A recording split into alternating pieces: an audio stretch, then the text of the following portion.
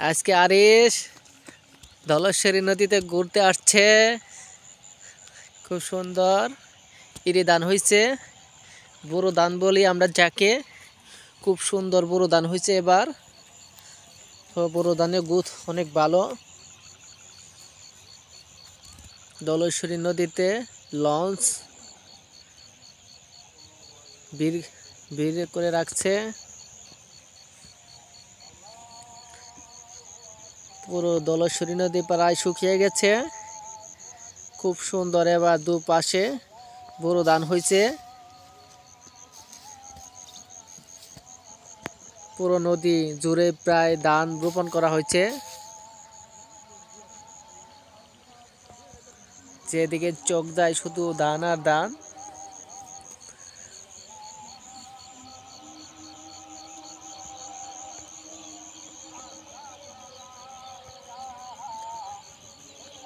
হাজার হাজার একর জুড়ে এভাবে খুব স্বল্প খরচে বড় ধান রোপণ করা হয়। আরিশ সাহ মনের সুখে ফেচাঙ্গা বসে আছে।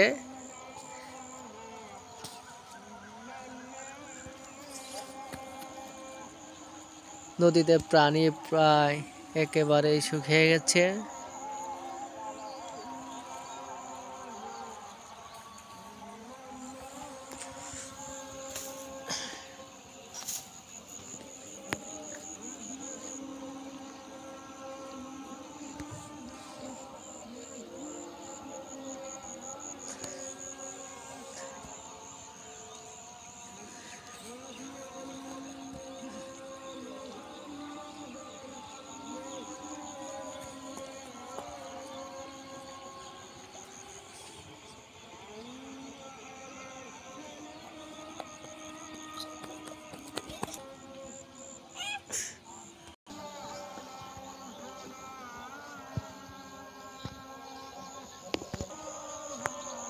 এখান দিয়ে মানুষ চলাচল করে, পানি একেবারেই কম।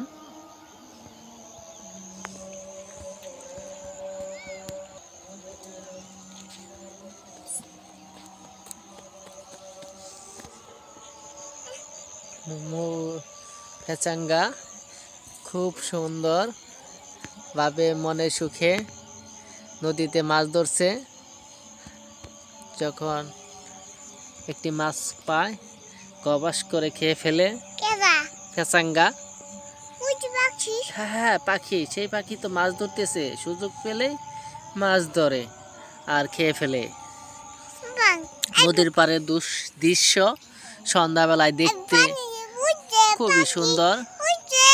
হালকা পানির স্রোত বয়ে চলছে, ওই স্রোতের ভিতরেই মাছ লুকায়িত থাকে।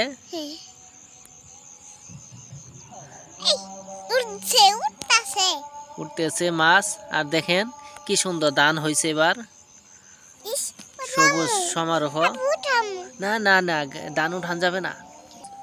এটাকে কি ফুল বলে আমি নিজেও জানি না। তো নদীর পাড়ে এসব ফুল পেটে গেল কিভাবে? তুমি